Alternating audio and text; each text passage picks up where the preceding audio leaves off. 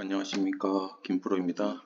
기계설비 유지관리자 자격증에 대해서 토크를 해보도록 하겠습니다.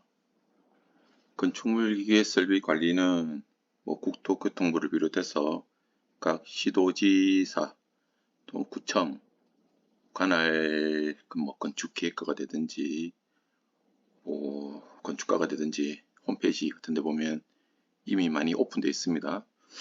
그 중에서 제가 이제 서울시 거 홈페이지 최근 거 뒤져본 내용이거든요. 그걸 이제 캡처해서 이제 붙여봤습니다. 기계 유지관리자 선임은 한 최근 3년 정도, 2년 정도 이슈됐던 거죠. 어느 정도 지금 정착되고 있는데 내용을 보도록 하죠. 질문이 많습니다. 그래서 제가 한번 이렇게 한번 설명해 드려야겠다 싶어가지고요. 자, 국토교통부 건설산업과가 주관이고요. 기계설비, 자, 선임 목적은 건축물의 기계설비 안전, 성능 확보와 효율적 관리를 위해서 누가 하느냐? 기계설비 소유자, 관리자죠. 소유자, 관리자, 오너가 해야 된다. 자, 우리 전기는 선임을 하죠. 그리고 소방도 선임합니다. 그런데 빌딩에 기계가 많은데 기계의 유지관리 할 수 있는 주체? 그런 거 아무것도 없죠. 승강기 있죠. 다 있잖아요. 따라 통신도 있고 있는데 기계만 없다. 상당히 문제였죠. 물론 그 중에 이제 보일러나 냉동기 같은 경우 가스도 마찬가지고 일부 용량 이상일 때는 선임을 하고 검사를 받긴 하지만 일반 펌프나 배관 이런 건 안 하잖아요. 그래서 이렇게 이제 어려운 작업 과정 끝에 이렇게 신설이 된 거죠. 많은 이제 어떤 후유증, 통증 있습니다.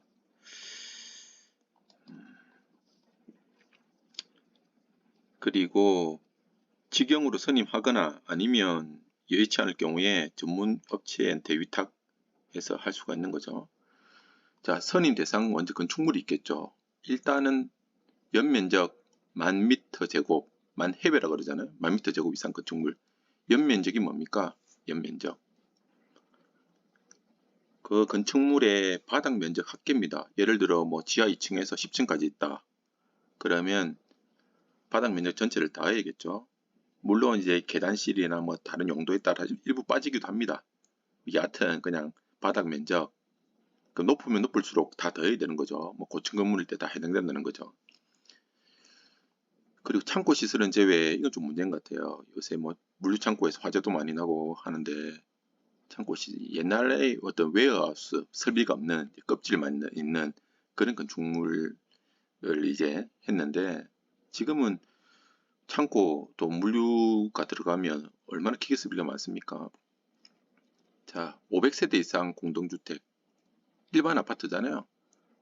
그리고 300세대 이상 중앙 집중식 난방 방식, 옛날 방식이죠. 자, 학교든지 실내 공기질이든지 웬만한 건물 다 들어간다. 자, 선임 인원 및 선임 기한 됐습니다. 자, 이제 일단 가장 큰 게 연면적 6만 메다 제곱, 그리고 아파트로 치면 3,000세대 이상입니다. 3,000세대 이상이면 엄청 크잖아요, 단지가. 그리고 1,000세대만 돼도 크잖아요. 3,000세대면 예전에는 한 세대에 4명 산다고 했지만 지금 2명 정도 산다 치면 3,000 곱하기 6,000명 거주하는 거잖아요. 최소 6,000명. 연면적 6만 메다 제곱 이상 건축물일 때 이때는 특급이 1명 이상 기한이나 이런 거 있습니다. 성능 기준을 또 있고요. 요게 가장 큽니다. 그냥 숫자를 암기하시면 돼요. 63,000, 63,000 여기서 이제 다운되는 거죠. 예. 6만이 3만으로. 그죠? 세대는 3,000세대, 2,000세대, 1,000세대로 내려가는 거죠. 면적은 6만, 딱 반씩 내려갑니다. 3만, 15,000. 이런 식으로 내려간다. 그리고 학교도 다 해당된다. 그래서 경기도나 이렇게 교육청 난리 났죠. 이 학교가 이 선임을 안 하고 있으니 위반되는 거잖아요. 그리고 과태료 먹기도 했습니다. 나중에 이제 교육감들이 부랴부랴 이제 시에 이야기해서 유예도 받고 어쩌고저쩌고 작업하고 있지만 좀 문제인 것 같아요. 그러면 이제 기계직 공무원을 더 뽑든지 수를 내야죠. 자, 어떤 절차를 갖추냐. 자, 관리 주체 아까 나왔잖아요. 오너, 소유자 소유자가 유지관리자를 지정해야 되죠. 유지관리 지정을 하든지 아니면 월 일정 비용을 지불해서 전문업체한테 위탁하든지. 자, 유지관리자 지정을 하면 관할 협회는 기계설비건설협회입니다. 기계설비건설협회에서 맡기로 됐어요. 여기 이제 협회에 전기도 똑같잖아요. 전기기술인 협회에서 다 관리하잖아요. 협회에서 하는데 등급 지정받기가 좀 상당히 어려워요. 어느 기술인 협회는 다 마찬가지입니다. 왜냐하면 그 사람이 어떤 일을 했고 언제부터 언제까지 있었는지 증명하기가 상당히 어려운 거죠. 왜냐하면 영세한 기업 같은 경우에는 다 부도 나가지고 형태가 없다. 그리고 국민연금도 제대로 안 돼 있다. 물론 국민연금에는 어떤 일을 했다는 건 없습니다. 그 사람의 의료보험이나 국민연금의 기록이라는 거는 근무했다 뿐이지 어떤 일에 어떤 업무를 했다는 건 나오진 않거든요. 여하튼 이렇든 저렇든 소명을 해서 협회 등급도 받고 교육도 받아야 돼요. 그래서 수첩을 발급받아야 돼요. 수수료도 내고 이게 힘들어요. 사실 건설기술협회도 그렇고 건설기술협회도 그렇고 소방시설협회도 그렇고 등급 확인 받는 게 만만치 않습니다. 그렇게 해서 이제 선임이 되면 선임은 어디 하느냐? 구청 조그만 시나 구는 직접 가야 되죠. 이제 서울시가 이제 큰 거는 이제 구청 25개 구가 워낙 크니까 구에서 하는 거고. 자, 구에서 관리한다. 자, 그리고 처음에는 유지관리자의 몸값이 상당히 올라갔는데 이 유예를 많이 줬어요. 어쩌고저쩌고 이건 천천히 읽어보세요. 그래서 어쩌고저쩌고 좀 나중에 할 수 있게끔 해준다 이런 말도 있습니다. 자, 유지관리 및 성능점검 대상 기계 설비. 자, 유지관리를 한다. O&M이죠. Operation and Maintenance죠. 근데 유지관리인데 성능점검을 해야 돼요. 유지관리는 뭡니까? 원래 제대로 되어 있는 데는 예방정비 PM도 하고 그죠? 돌발정비도 여러 가지 스케줄이 있지만 조그만 영세 업체들은 고장나야 뜯어요. 고장나야 뜯어요. 그러면 안 되잖아요. 그래서 성능 점검을 해야죠. 우리 사람이 1년에 한 번, 2년에 한 번 신체 검사 받듯이 비파계 검사를 한다든지 비파계 검사까지는 안 가더라도 테스트는 해야 될까요? 성능이 얼마나 나오는지, 기가 잘 들리는지, 시력이 얼마나 나오는지 하듯이 똑같은 겁니다. 기계도. 자, 기계 설비 종류는 열연 및 냉난방 설비, 그다음에 공조 설비 있는데 하나씩 봅시다. 열연 및 냉난방 설비. 자, 열소스잖아요. 열소스. 자, 냉각계통에는 냉동기 냉각탑이 세트고, 냉열원하고 이제 온열원이죠. 뜨거운 쪽에는 이제 보일러, 열병, 팽창탱크 이런 거고 나머지는 공통이고 또 요즘은 이제 지열, 태양열, 태양광, 연료전지까지 있고 또는 이제 요새 중앙으로 하지 않고 또 각종 유니트 있잖아요. 이렇게 항운항습이라든지 EHP, GHP도 사니까 이렇게 다양하게 놓고 있습니다. 이런 거 관리하는 사람, 냉난방 하는 쪽이 될 것 같고요. 이제 공조설비 얘를 받아서 직접 이제 공기 조화시켜서 온도, 습도, 파티클, 기류 같은 거 해서 공조기, 펜콜 유니트, FCU잖아요. 이런 거. 환기설비, 벤틸레이션도 다 들어갑니다. 위생기구, 양변기, 소변기, 벤트, 정화조 다 들어갑니다. 급수급탕, 수조, 펌프, 급탕 등가 다 들어가죠. 오배수 통기, 위생기구랑 좀 비슷하네요. 오배수, 통기, 우수. 자, 우수, 오수, 같이 있는 함유식 있고요. 분류식도 있고. 자, 오수 정화 및 물 재용 수실, 중수도 만들기도 하잖아요. 이제 배관 덕트, 배관, 덕트, 보온, 자동 제어. 자동 제어가 개장으로 해서 전기에 쪽 들어가기도 하지만 원칙은 이제 기계 쪽에 들어가는 거죠. 방음, 방진, 내진 이런 것까지 다 유지 관리해야 된다. 됐죠?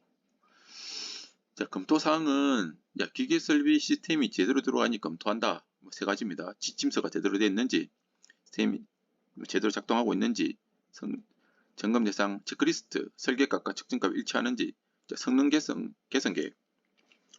자, 기계 설비 내구 연수를 비교하겠습니다. 뭐 조달청 기준도 있을 거고 자체 그 그룹사 회사 내에 내구 연수도 있겠죠. 그리고 뭐 그런 근거랑 또 실제 점검을 했을 때 노도랑 비교해서 판단하는 겁니다. 뭐 계획도 세우고 하여튼 에너지 사용량 검토. 자, 기계 설비를 유지 관리하는 목적 중에 크게 에너지를 절감하자는 쪽이 사실 포커스가 많아요. 이게 이제 에스코라고 들어보신지 모르겠네요. 에너지 진단에서 어떻게 보면 나왔다고 저는 생각되거든요. 에너지 진단 열을 많이 사용하는 공장들이나 빌딩이랄까요? 뭐 3000TO 이상, 뭐 1000TO 이상, 뭐 정확한 이제 TOE든 자꾸 변하니까 그런 석유 환산 톤으로 계산했을 때 일정량 이상의 에너지를 쓰는데 전기, 열 석유 다 합치는 거예요. 그러면 에너지 진단을 받게 됐습니다. 그래서 개선 계획에 따라서 개선하게 됐어요. 그게 이제 어떻게 보면 요게 따라왔다 보면 됩니다. 그래서 보일러다 냉동기를 비롯해서 펌프나 뭐 공조기, 뭐 유량 다 측정하고 보일러의 배가스 측정해서 공연비 계산 다 하고 하는 거죠. 냉동기 COP 다 계산하고요. 예, 그렇게 보시면 될 것 같아요. 자, 자격 및 등급 가장 궁금해하는 거죠.